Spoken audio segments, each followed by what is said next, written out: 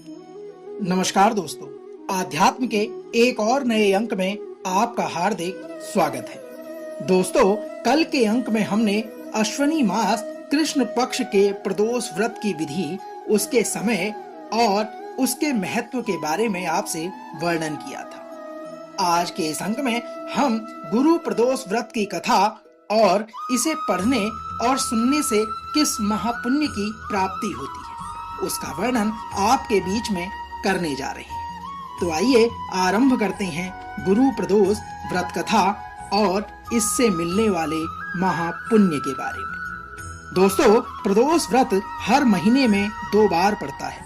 शुक्ल और कृष्ण पक्ष की त्रयोदशी तिथि को यह व्रत किया जाता है। जब यह व्रत गुरुवार को पड़ता है तो इसे गुरु प्रदोष व्रत कहते हैं। प्रदोष व्रत की पूजा के बाद उसकी कथा को पढ़ना सबसे आवश्यक होता है। तो आइए जानते हैं गुरु प्रदोष व्रत की कथा के महत्व। दोस्तों, गुरु प्रदोष व्रत बहुत ही मंगलकारी और शुभ फलदायी माना जाता है। इस प्रदोष व्रत को करने से भगवान शिव के साथ ही भगवान विष्णु की कृपा का भी लाभ मिलता है। माना जाता है कि गुरु प्रदोष का व्रत करने वाले को 100 गाय के दान करने के समान फल की प्राप्ति होती है। यदि बात करें शास्त्रों में बताए गए नियमों के अनुसार, कोई भी व्रत तभी पूर्ण माना जाता है जब आप पूजा के वक्त उसकी कथा का भी पाठ करते हैं। आपको तभी गुरु प्रदोष की पूजा का संपूर्ण फल प्राप्त होता है। इसलिए हम आज आपको गुरु प्रदोष व्रत की कथा और उससे मिलने वाले महापुण्य के बारे में वर्णन कर रहे हैं। कथा कुछ इस प्रकार है। एक पौराणिक कथा के अनुसार एक बार इंद्र और वृत्तासुर में घनघोर युद्ध हुआ। उस समय देवताओं ने दैत्य सेना को पराजित कर नष्ट भ्रष्ट कर दिया।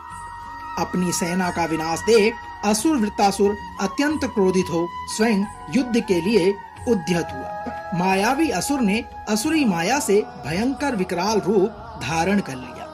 उसके स्वरूप को देखकर इंद्रादिक देवताओं ने भी इंद्र के परमार्थ से परम गुरु बृहस्पति जी का आवाहन किया।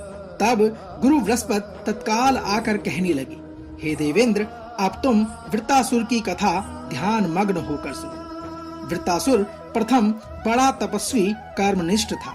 इसने गंधमादन पर्वत पर उग्र तप करके भगवान शिवजी को प्रसन्न किया था।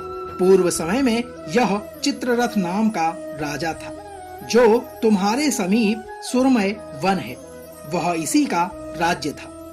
अब साधु प्रवृत्ति विचारवान महात्मा उस वन में आनंद लेते हैं। यह भगवान के दर्शन की अनुपम भूमि है। भगवान बृहस्पति ने आगे कहा, एक समय चित्ररथ स्वेच्छा से कैलाश पर्वत पर चला गया।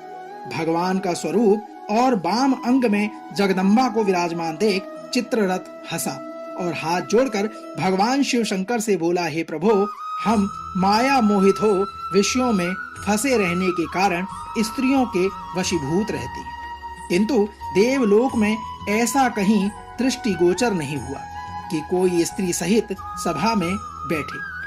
चित्ररथ के ऐसे वचन सुनकर सर्वव्यापी भगवान शिव हंसकर बोले कि हे राजन, मेरा व्यवहारिक दृष्टिकोण पृथक है। मैंने मृत्युदाता कालकूट महाविष का पान किया है, फिर भी तुम साधारण जनों की भांति मेरी हंसी उड़ाते हो। तभी पार्वती ने क्रोधित होकर चित्ररथ की ओर देखा और कहने लगी, ओ दुष्ट, तूने सर्वव्यापी महेश्वर के साथ मेरी भी हंसी उड़ाई है। तुझे अपने कर्मों का फल भोगना पड़ेगा। माता पार्वती ने आगे कहा कि उपस्थित सभासद महान विशुद्धि प्रकृति के शास्त्र तत्वानिदेशी हैं और सनक सनंदन कुमार हैं। ये सभी सर्व अज्ञान नष्ट हो जाने पर भी शिव भक्ति में तत्पर हैं। अरे मूर्खराज, तू अति चतुर है।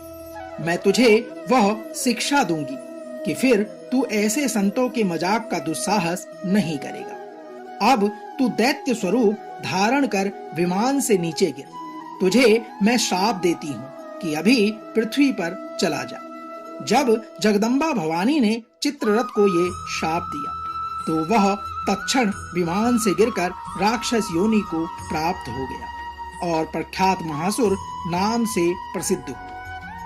तवष्टा नामक ऋषि ने उसे श्रेष्ठ तप से उत्पन्न किया और अब वही वृत्तासुर शिव भक्ति में ब्रह्मचर्य से रहा।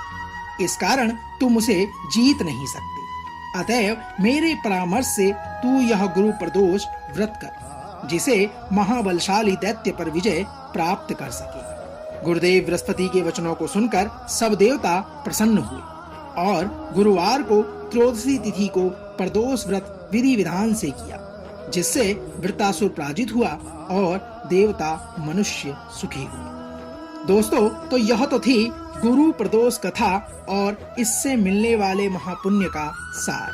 हम आशा करते हैं कि आज का यह अंक आपको अवश्य पसंद आया हो। कल एक और नए अंक के साथ फिर आपसे होगी मुलाकात। तब तक हर हर महादेव, जय शिव शंकर।